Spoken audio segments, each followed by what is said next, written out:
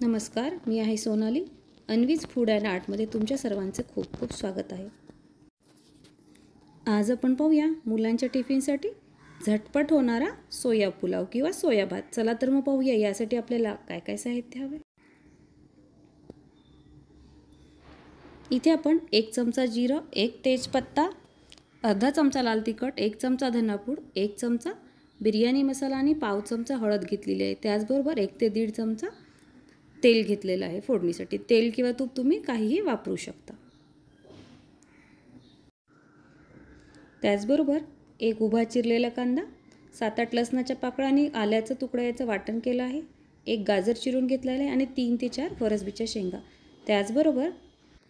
त्याचबरोबर आपण इथे 1 वाटी बासमती तांदूळ 10 ते 15 मिनिटं पाण्यात भिजवून घेतलेला आहे आणि 1 वाटी सोयाबीन पाण्यात भिजवून घेतलेले आहे. कुकरमध्ये आपण तेल टाकून घेतलेलं आहे. तेल साधारण 1 ते 1.5 चमचा आहे. तेल गरम झालं का पाहूया.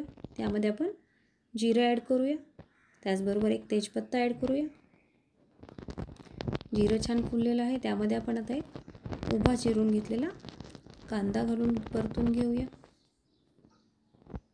गॅसची फ्लेम इथे मी लो टू मीडियम ठेवलेली आहे.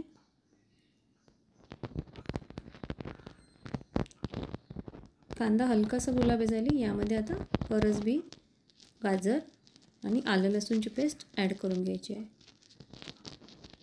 तुम्हाला हवं असेल तर तुम्ही यामध्ये फुलगोबी, काजूचे तुकडेही ॲड करू शकता. हलक्याशा भाज्या परतून घ्यायच्या आहेत आपल्याला.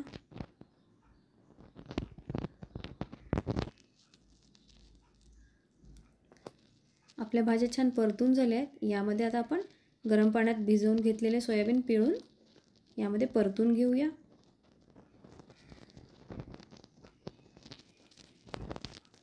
सोयाबीन आपण 1 मिनिट परतून घेतलेले आहे आणि जे आपले मसाले आहेत ते यामध्ये ॲड करून आपल्याला मिक्स करून घ्यायचं आहे छान.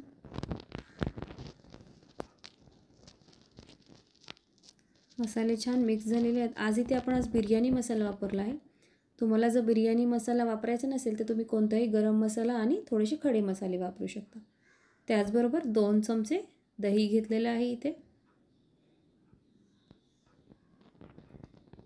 गॅसची फ्लेम कमी आहे. दही कधीही फोडणीत घालताना गॅसची फ्लेम बंद करावी किंवा कमी करावी.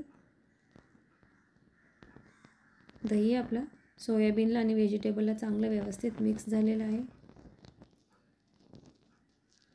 आता यामध्ये भिजवून घेतलेले तांदूळ आपण ॲड करून घेऊया. इथे मी बासमती तांदूळ घेतला आहे. याऐवजी तुम्ही कोणताही तांदूळ घेऊ शकता. आता तांदूळ भिजवलेला आहे त्यामुळे हलक्या हाताने परतायचा आहे, नाहीतर तांदळाचा तुकडा पडू शकतो. हलक्या हाताने मिक्स करून घेऊया फक्त आपण.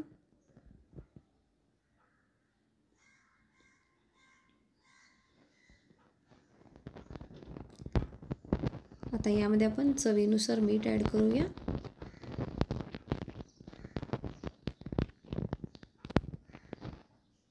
मीठ ॲड केल्यानंतर पुन्हा एकदा सगळं छान मिक्स करून घेऊया हलक्या हाताने.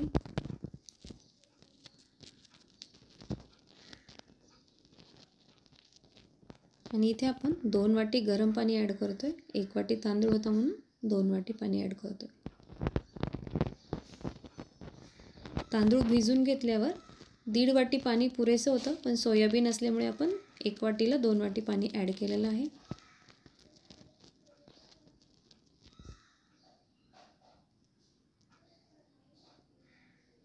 आता पाण्याला आपल्या छान उकळी आलेली आहे लगेचच. यामध्ये आपण 1 चमचा साजूक तूप घालून घेऊया.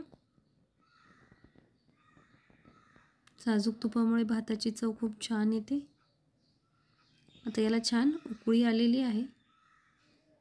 आपण कुकरचं झाकण लावूया आणि 2 शिट्ट्या करून घ्यायच्या आहेत आपल्याला.